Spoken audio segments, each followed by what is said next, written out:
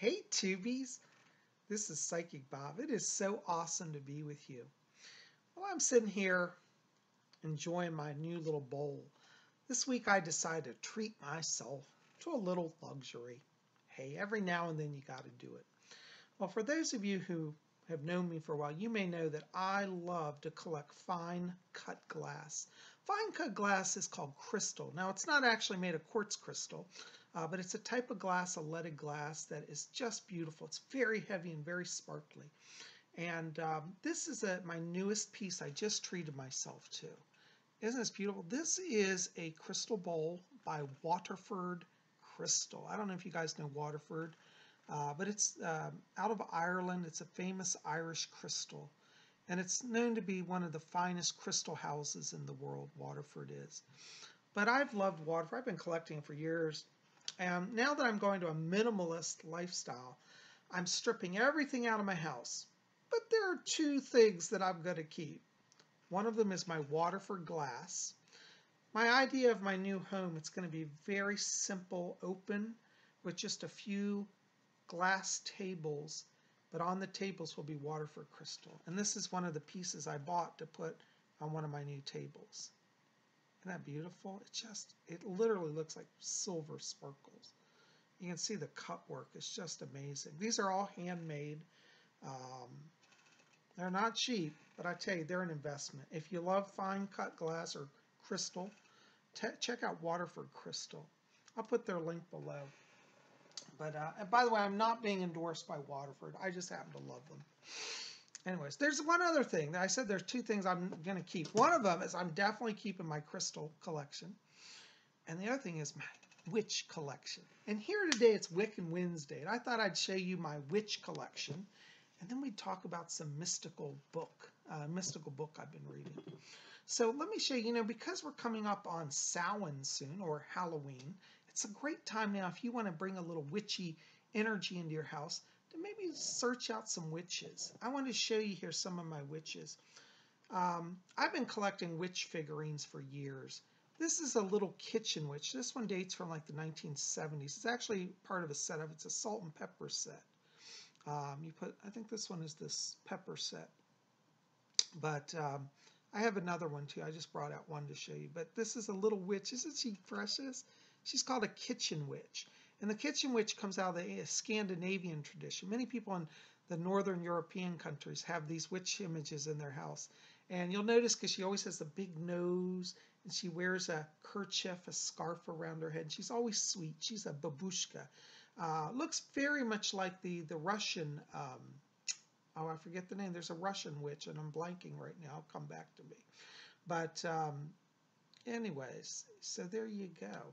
So that's one of my witches.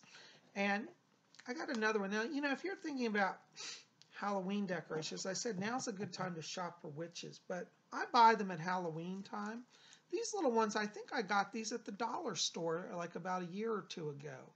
But they're not expensive, but they're beautiful. These are just beautiful. Look, she's got a beautiful brown plaid dress on and a green apron. She's holding her broom. She's got an orange scarf on. Look at that face. Isn't that precious? It looks so real, doesn't it? Like she's alive. She's got her hat on with a big button sewn on her hat. That's one of my little treasured witches. And so I'm keeping my witches around. Here's another one similar. This one, she's wearing purple. Isn't that lovely? So she's got a purple outfit on. And she's got her broom. I have a number of these like this because, you get them at the dollar store. I bought them in every color. And I've also got a yellow one, which is nice. You don't often see witches in yellow. That's kind of an old color. This one actually didn't come from the dollar store. This one actually came from Rite Aid. I never did find anything good at CVS, but I did buy witches at Rite Aid. This one I think I got 2 years ago also. But isn't she just lovely? I just love it. I'm just crazy. So I have these around in my kitchen because my whole kitchen's done in witchcraft theme. And I'll give you a tour of my kitchen once I get it organized. It's a bit of a disaster as I'm moving stuff. It's kind of a storage area for me right now. And this is a witch in purple. Isn't that lovely? So, and these are not expensive. In fact, I think I might, let's see if I have the price tag on this. I know I don't, here it is. This one, well, I got it for cheaper. It says $4.99 on it, but I think I bought it for $2. So, and this one also is from CVS, the purple one. Isn't that lovely? So we got purple and yellow. I think they're precious. I also have a large kitchen witch, which I thought you might enjoy. This one is a big one. Isn't that great? This is a spoon holder, or like, you put spoons in the back. This is a porcelain one, but I think she's great. See, she's got her broom there. Just precious. So, I'm bringing it up because now that we're entering into the autumn season, you're going to start seeing Halloween decor come out. And if you want to add a little witchy magic to your house, you might want to take some time and buy yourself a little witch or two to put around. Now, you don't have to buy as many as I got because, I tend to overbuy. I'm being better about that. My minimalist lifestyle is really making me cut a lot of that out, but I still have a little fun. So anyways, but while we're talking about it, we're coming up on Mabon, and we've been talking about Mabon the last few weeks here. And last Sunday, if you didn't see it, this past Sunday, we did a Mabon ritual. And Mabon's coming up, I think it's on Friday this week, the 21st. And so if you haven't, had a ritual or don't know what you want to do, go see last Sunday's witching hour. It says Mabon in the title, and you can do the ritual at your home. We do the ritual in a way that everybody watching can participate in the ritual. So if you haven't seen that, definitely check that out. Also, update here. As for my new telephone number, a lot of you have been saying, "Say goodbye, we called your office, it's disconnected." Let me give you my new phone number if you want to call to get on my schedule for a private reading. 703-825-3929. Okay, give me a call. We'll get you on, okay? My schedule's getting full, but we'll find a way to fit you in, okay? So please call me, 703-825-3929. Private reading with me. It's a full hour, one-on-one, you and Psychic Bob. And we'll cover everything, past, present, future, spirit guides, messages from deceased loved ones. We look at your soul mission, why you're here, what you're doing. And I answer all of your questions. So an hour with me, you're going to get a lot of information. Some of you watching, you've had a reading, and maybe in the box below you want to tell people if how you enjoyed it. So that's my number. Also, another update, make sure to be here next Tuesday. We're going to do a call-in messages from the spirit world. So see yesterday's video, we had messages from the spirit world. I explained that in more detail. But basically, if you call me next week between the hours of 10 a.m. and 12 p.m., I will answer a psychic question for you, a 5-minute, free 5-minute reading. So give me a call, and that's 10 a.m. Eastern U.S. time to 12 p.m. Eastern U.S. time. So from 10 a.m. till noon, I'll be taking phone calls, and you can talk to me in person, okay? Now, we are going to be filming that for a video that will be shown later that day. So if you call in, your call will be recorded, okay? So just know that. All right. Now, the other thing I want to talk about here on this Wiccan Wednesday, I'm in a witchy mode. By the way, speaking of witchy modes, look what I got on. I got on my witchcraft t-shirt. Isn't that cool? There's a guy gathering herbs down at the water. See his feet down in the water here. I just love it. And I'm wearing one of my favorite pentacles. This is my sterling silver moonstone pentacle. So, I'm in my witch mode. Look out. Anyways, this is one of my favorite books. As I've been going through my books, I'm literally donating a lot of my books to the library and to Goodwill.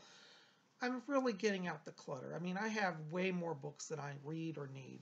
But some of my books are treasured, and I will keep this. This is one of my treasured books that I am keeping. And it's called, I don't know if you can see it, The Sea Priestess. And this is by Dion Fortune. Now, I'm a little bit of a sea witch myself, so I really relate to this book.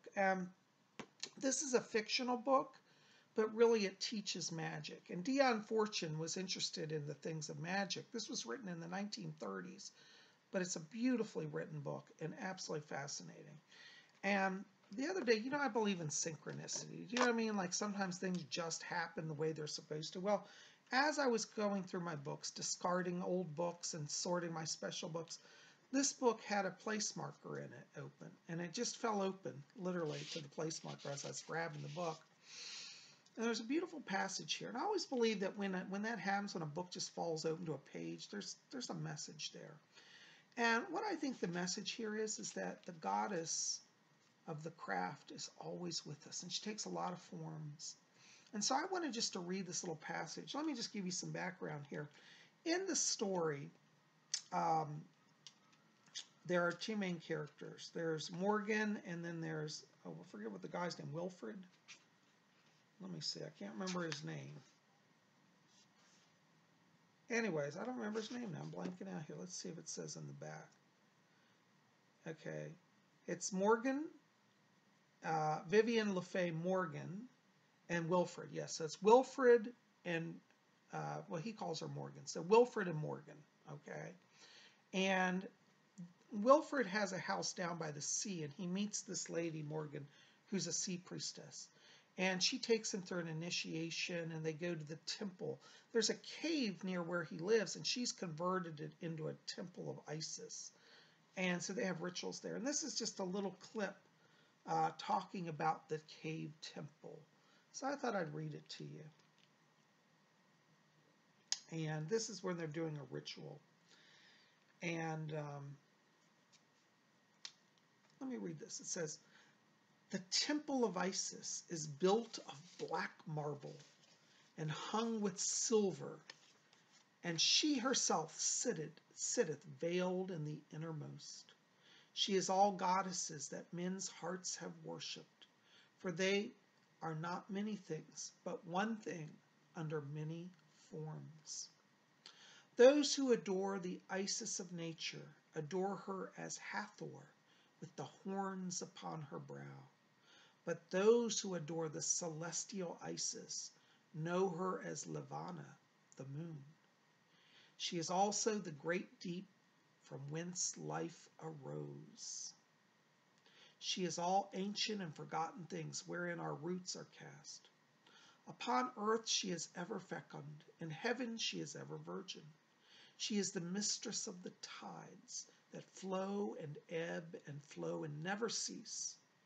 And these things are the keys of her mystery, known only to the initiated."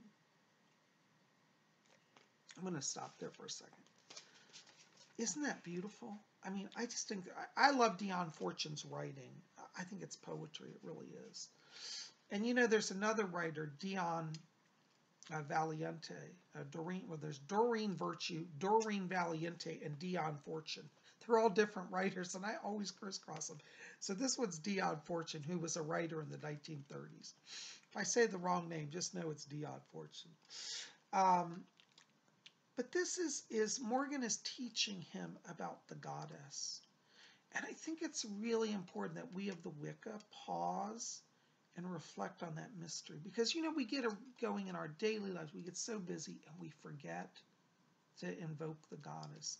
And they call her under many names here. They call her Levana, which is the moon. They call her Isis. They talk about her presence in the earth and in the sky and in all things. And the thing that I love is that it says, you know, it talks about how she's the celestial Isis, and it says, "She is all goddesses that men's hearts have worshipped, for they are not many things, but one thing under many forms." And see, this is why in the craft we don't get in fights over our deities. We don't say, well, I worship Isis, I have the truth. You worship, you know, Bridget, therefore you're wrong.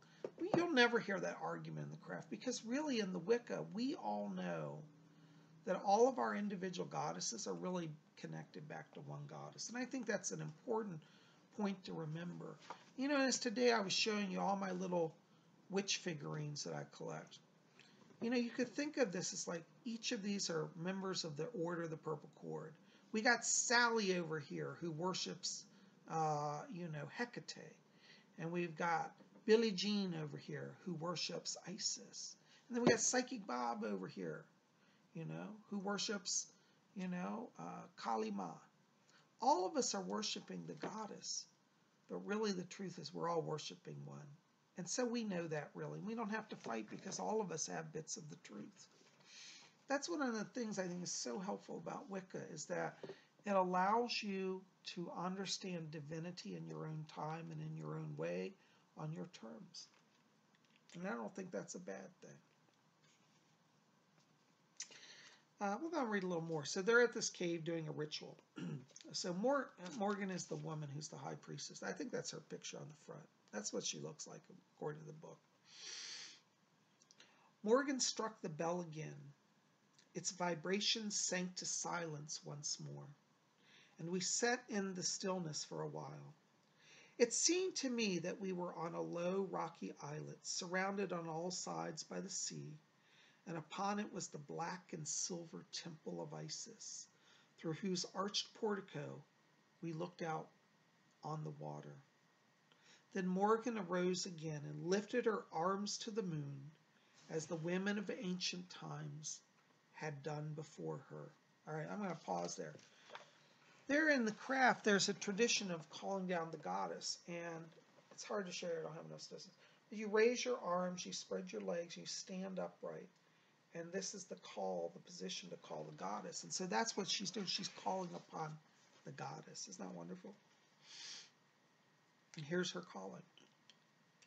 O thou most holy and adorable Isis, who in the heavens art the supernal mother, and upon the earth our Lady of Nature, and in the airy kingdoms between heaven and earth the ever-changing moon, rolling the tides of flux and reflux upon the earth and in the hearts of men.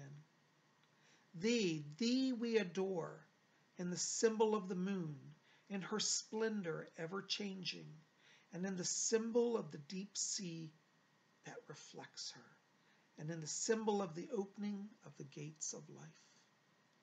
Isn't that beautiful? I mean, it's so poetic. I tell you, this is the wonderful thing. If you're a poet and you're not a Wiccan, you should look into Wicca. Wicca will stimulate your poetics, I'm telling you. Isn't this wonderful? So they're doing an invocation of goddess, and she's the moon, she's the sea, she's the, ever-changing. She's the gates of life. The gates of life mean the womb, and it can also be like the gateways between the worlds. A lot of ways to interpret it. We see thee crowned in silver in the heavens, and clad in green upon the earth, and in thy robe of many colors at the gates.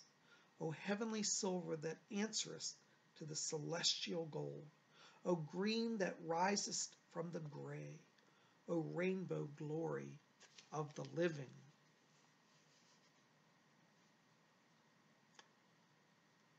The soft bell tones sounded again, and taking her note from the bell, Morgan began to sing the song of which the snatches had plagued me for the weeks past. O thou that wast before the earth was formed, Benaji. O tideless, soundless, bitter sea, I am thy priestess, answer unto me. O arching sky above and earth beneath, giver of life and bringer of death, Persephone, Astarte, Ashtoreth, I am thy priestess, answer unto me. O golden Aphrodite, come to me. Flower of the foam, rise from the bitter sea. The hour of the full moon tide draws near. Hear the invoking words, hear and appear. Isis unveiled, and Benaji, I am thy priestess, answer unto me.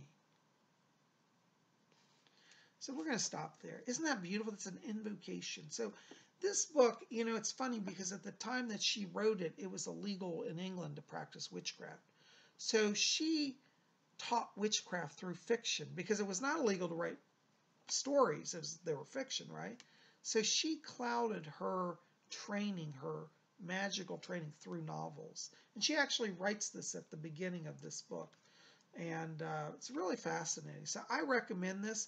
It's called The Sea Priestess. And it's really for anybody interested in the craft, especially if you're interested in sea magic. It'll have a special appeal, but you don't have to be a sea witch to appreciate it.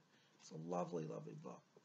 So I just want to come and share that with you today because, as I said, as I've been working on my minimalist lifestyle, I'm clearing out stuff. But one of the things I'm going to keep is definitely this book. And isn't that funny how it just fell open to that page? And I saw that. I said, that's a sign. I'm supposed to study that. anyways, I recommend it. The Sea Priestess by Dion Fortune. Hope you can see that there. There's her name, Dion Fortune. Well, guys, listen, I'm going to keep it short. Psychic Bob has a busy schedule today, but I am so glad you're here, and I'm glad to be able to be with you. Listen, be here tomorrow. It's Thursday, Vlog Thursday. I don't know where we're going. We'll have some little adventure. Make sure to be here. You guys are the best. I love you. Listen, if you didn't see yesterday's messages from the spirit world, check it out. Help me out also. Like this video, favorite it, post it on your Facebook, share it around, tell your friends about Spirit Channel. And, you know, give me a call if you want to book a reading. 703-825-3929 is my number. We'll see you soon. I love you guys. Blessed be.